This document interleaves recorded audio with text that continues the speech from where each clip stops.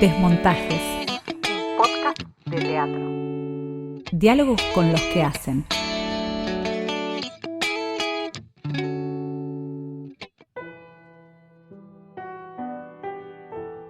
Mi nombre es Pablo Vaz, soy músico, compositor, artista sonoro.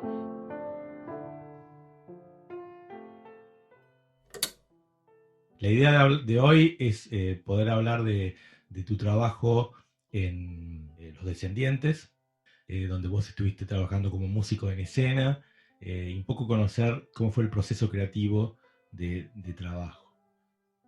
Bueno, en principio decir que fue una experiencia muy buena, muy positiva para mí en su totalidad, en todo sentido diría. En principio para hacer un relato como histórico, bueno, fui convocado por Julia Labatelli, la directora y la guionista de la obra. Ya nos conocíamos de hace tiempo principalmente a través de la Facultad de Arte, donde yo fui docente alrededor de 10 años. Y bueno, recibí con mucha alegría la novedad un día de que me contacta Julia para contarme del proyecto que había quedado seleccionado para una financiación del Teatro Nacional Cervantes. Y bueno, inmediatamente me interesó todo, me interesó tanto por la convocatoria de Julia hacia mí, por lo que yo ya conocía y sabía de ella como teatrista y como artista,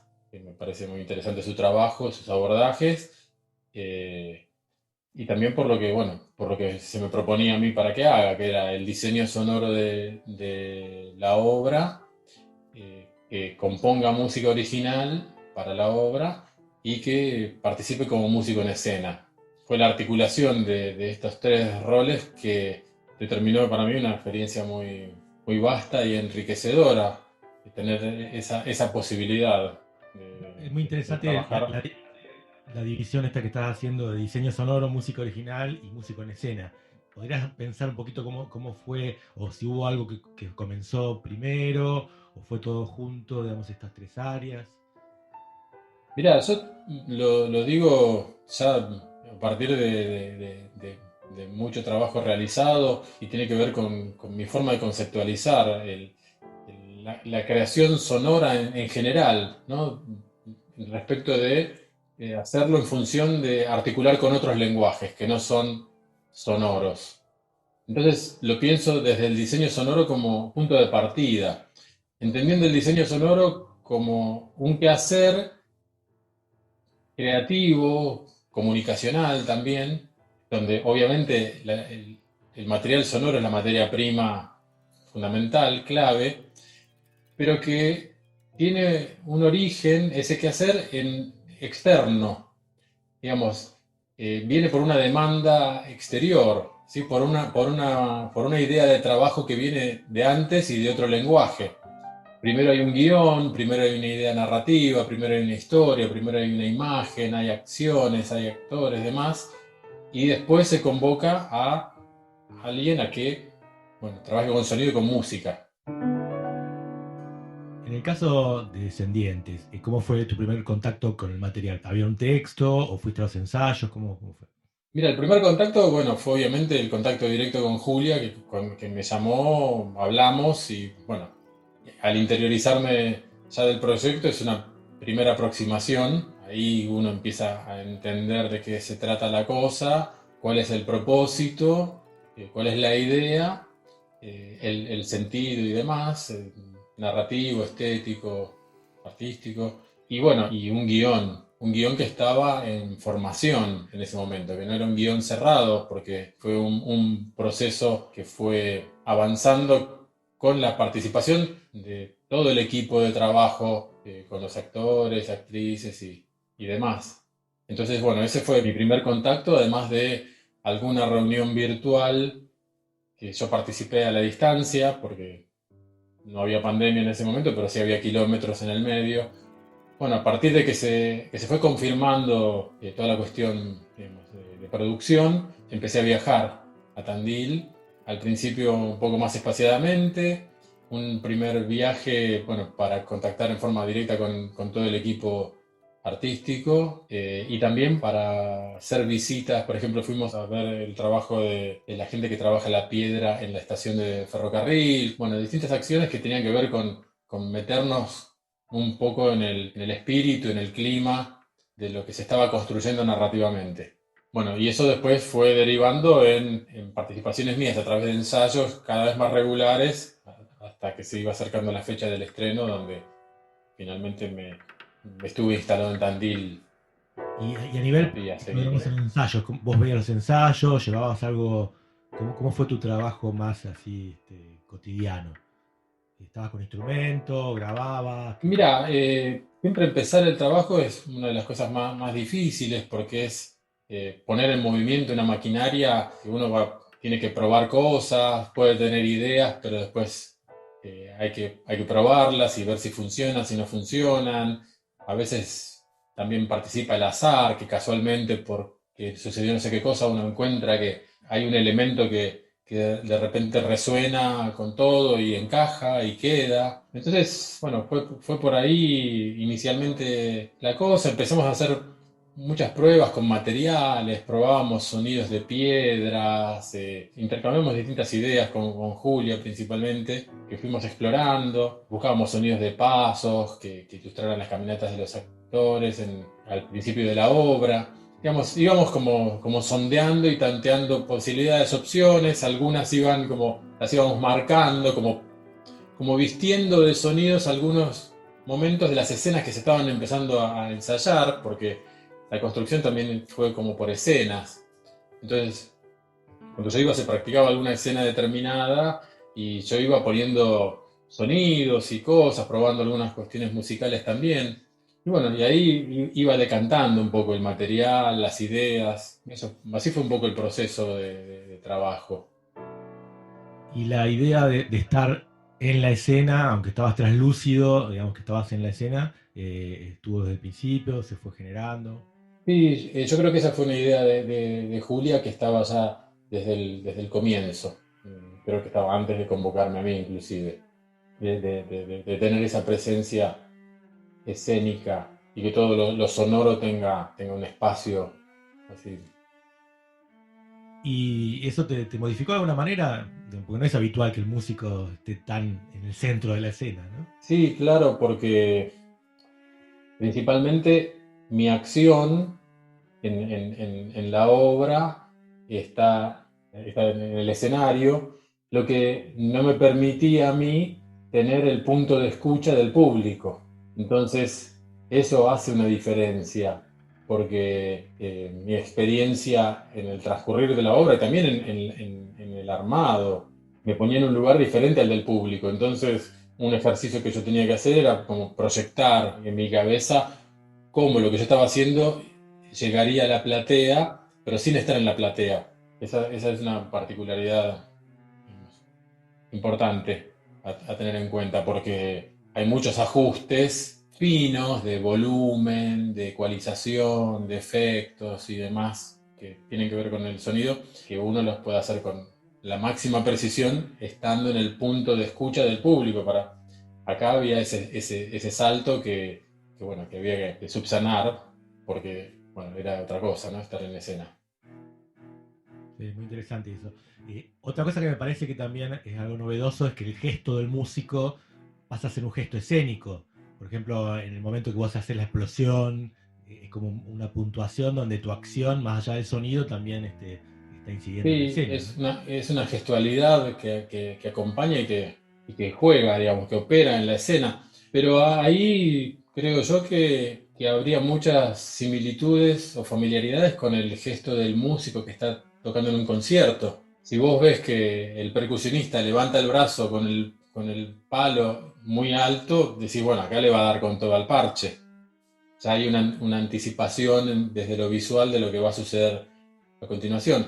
Creo que en este caso, con el dispositivo escénico para mi lugar de escena, que es medio traslúcido, algunos gestos se podían como sugerir, aparecían como sugeridos, un poco ambiguos, y no con la nitidez de quien está en una visión directa, pero Pero sí, también de alguna manera a mí me condicionaba en mis movimientos, porque yo tenía una conciencia de que si yo me movía fuera del libreto, digamos, podía generar una expectativa de una acción que no tenía que ver con la narrativa. Manejar la consola, que yo tenía una consola ahí adentro, también se constituyó en un gesto que habitualmente en el teatro es invisible, porque la consola está atrás de la platea, entonces ahora esto tenía una dimensión también diferente.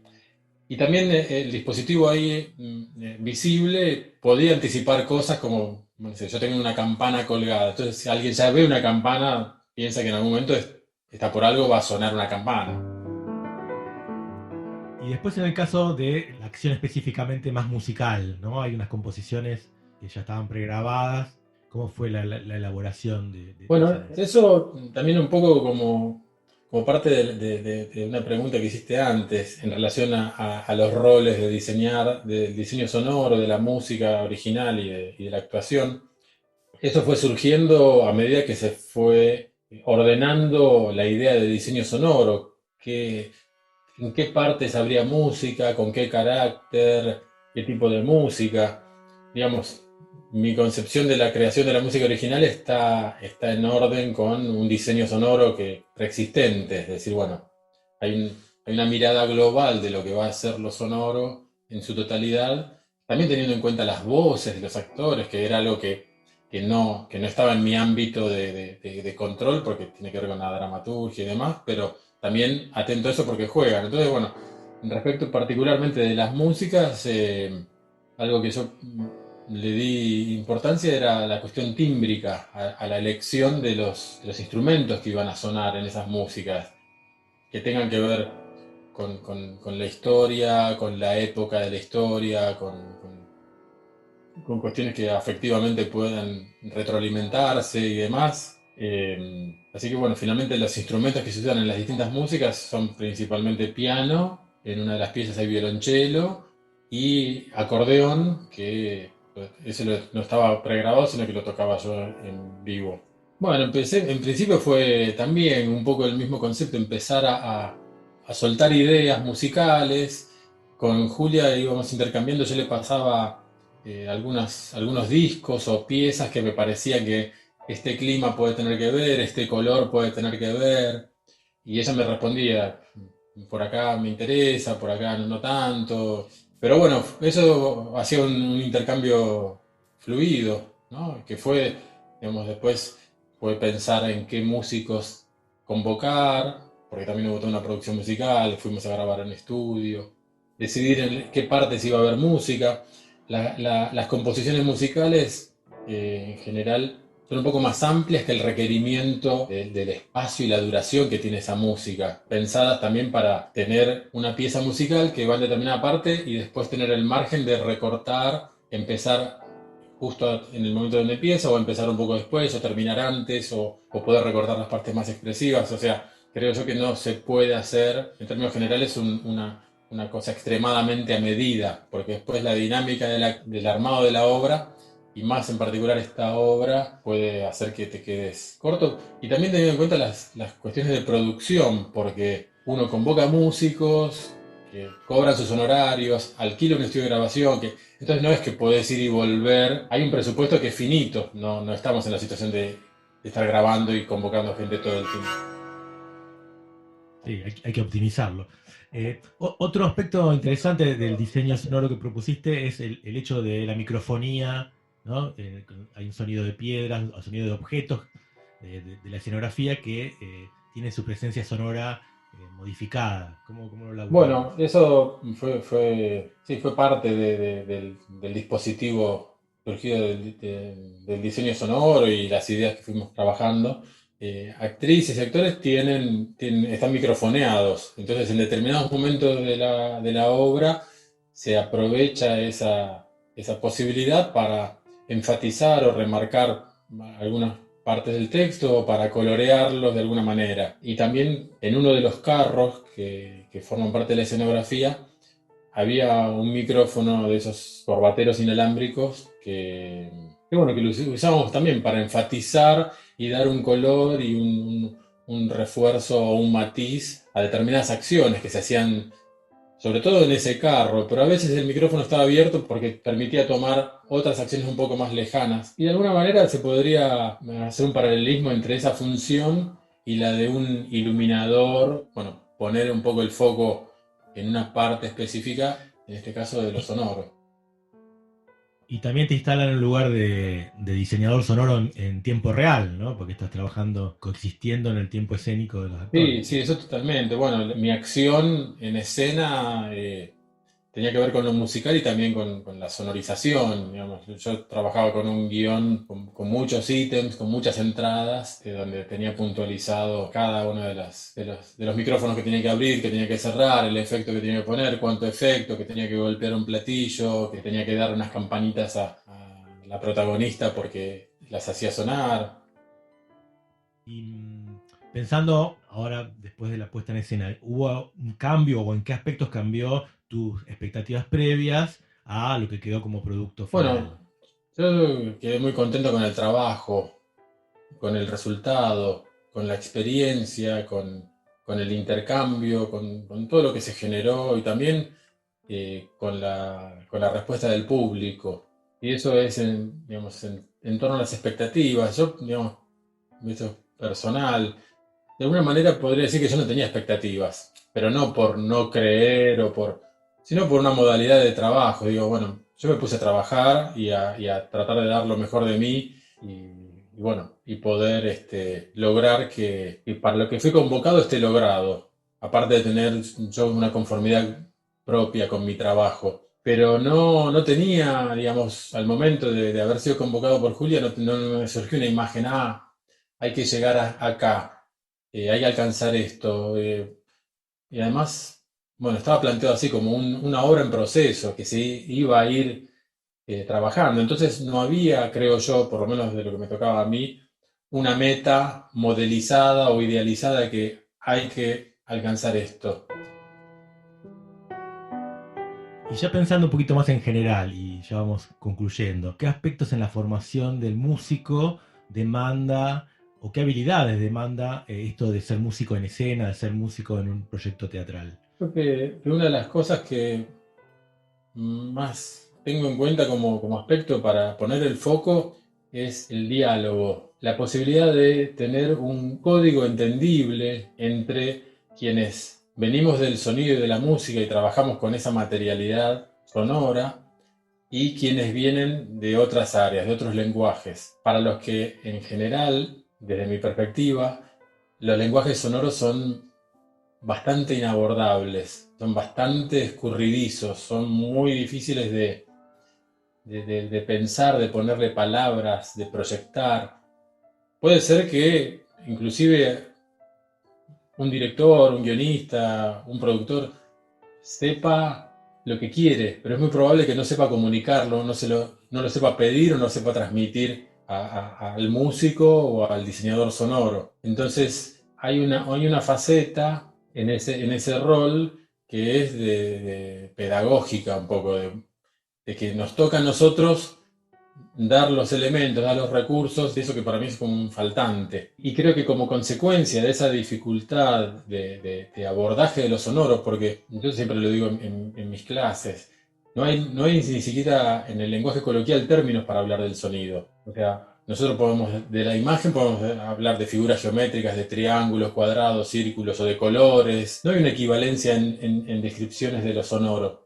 Agudo, grave, fuerte, suave, que ni siquiera es propio de lo sonoro. Entonces, ni siquiera hay palabras para hablar. Y eso genera una dificultad que muchas veces redunda en que toda la cuestión sonora se posterga, se deja para el final y se pierde la posibilidad de un abordaje inicial, como acá lo pensó yo creo muy bien Julia, la cuestión sonora estuvo desde el vamos.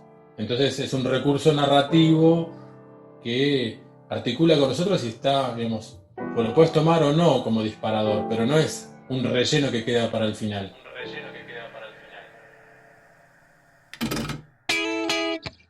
Desmontajes.